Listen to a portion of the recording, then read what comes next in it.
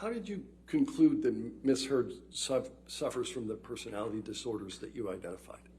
So there was information that supported it from multiple sources. I conducted testing, including one of the main tests that I used. She obtained scores that were consistent with those diagnoses, and then I also there was evidence of those diagnoses in her records and in her self-report.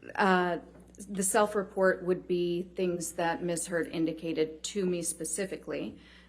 So there were a couple of characteristics that she noted in her self-report that were consistent with these personality disorders.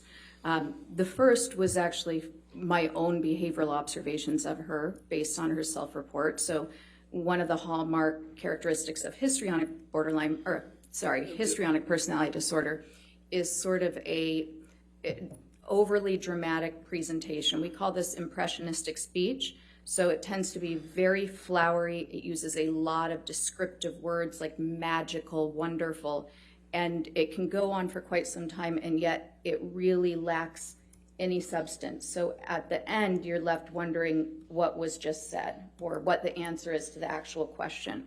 So that occurred a number of times. And it also represented the quick shifts you'll see between emotions. So she would suddenly be one way, and then she would become very animated or very sad.